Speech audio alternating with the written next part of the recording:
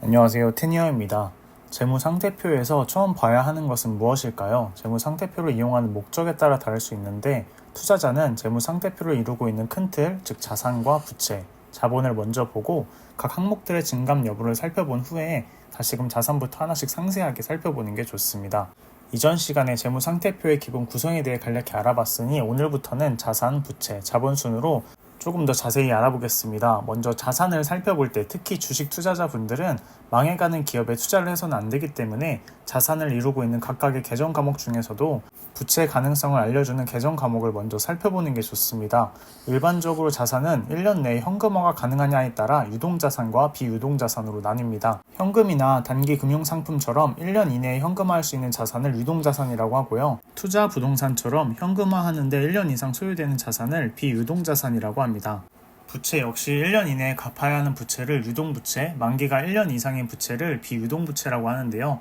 재무상태표를 살펴볼 때 자산에 포함되어 있는 유동자산, 즉 1년 이내에 현금화할 수 있는 자산과 부채에 포함되어 있는 유동부채, 즉 1년 이내에 갚아야 하는 부채 규모를 서로 살펴보면 기업의 부도 가능성을 어느 정도 유추해 볼 수 있습니다. 만약 1년 이내에 현금화할 수 있는 자산, 즉 유동자산이 100억 원인데 1년 이내에 갚아야 하는 부채, 즉 유동부채가 150억이라면 이 회사는 유동자산을 다 팔아 100억을 확보하더라도 빚을 다 갚지 못하게 됩니다. 이러면 부도 가능성이 높아지겠죠. 투자를 할 때는 이런 회사들을 주의해야 하는데요. 재무상태표의 자산 항목에 있는 유동자산과 부채 항목에 있는 유동부채의 규모만 파악해도 잘못된 투자 판단을 내리는 상황을 어느 정도 피할 수 있습니다.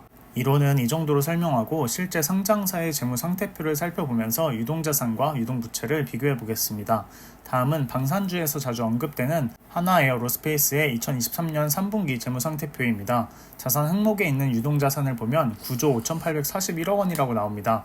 반면 부채 항목에 있는 유동부채는 11조 4,449억 원으로 나옵니다. 다시 말해 하나에어로스페이스는 1년 안에 현금화할 수 있는 자산들을 다 팔더라도 만기가 1년 이하인 부채, 즉 유동부채를 다 갚지 못하는 상황인 것입니다. 지난해 말에는 1년 안에 현금화할 수 있는 자산인 유동자산이 8조 5,077억 원, 1년 안에 갚아야 하는 부채인 유동부채가 8조 2,229억 원으로 유동자산으로 유동부채를 다 커버할 수 있었지만 3분기 만에 유동부채가 크게 늘어나면서 재무 상황이 악화되었습니다. 이처럼 유동자산보다 유동부채가 더 많은 기업들은 당장의 현금 흐름, 즉 유동성에 문제가 생길 수 있기 때문에 투자자분들은 기업의 재무 상황을 보다 꼼꼼히 살펴보셔야 합니다.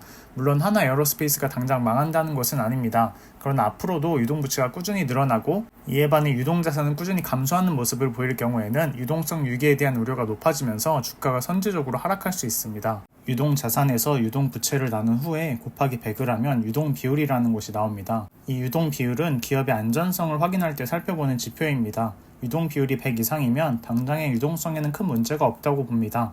다만 부채 외에도 인건비를 비롯해 기업이 운용자금으로 써야 할 돈들이 필요하기 때문에 보수적으로 150% 이상인 기업들은 유동성이 양호하다고 판단하고요. 유동 비율이 100% 이하인 기업들은 자금 흐름에 문제가 생길 수 있으니 주의해야 하는 기업으로 분류됩니다.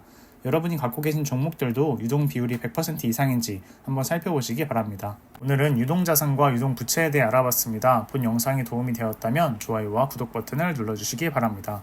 영상 속 자료들은 투자자의 증권 투자를 돕기 위해 배포되는 자료입니다. 영상 속 자료와 이미지, 영상에 대한 불법 복제 및 배포를 금합니다. 또한 본 채널과 영상에 수록되는 내용들은 신뢰할 만한 정보 출처로부터 얻은 것이지만 본 채널은 자료의 정확성과 완전성을 보장하지는 않습니다. 따라서 상기의 자료와 영상은 어떠한 경우에도 구독자 및 시청자의 투자 결과와 관련된 법적 책임 소재에 대한 증빙으로 사용될 수 없음을 알려드립니다. 끝으로 모든 투자의 결정과 이에 대한 결과의 책임은 투자자 본인에게 있음을 알려드립니다.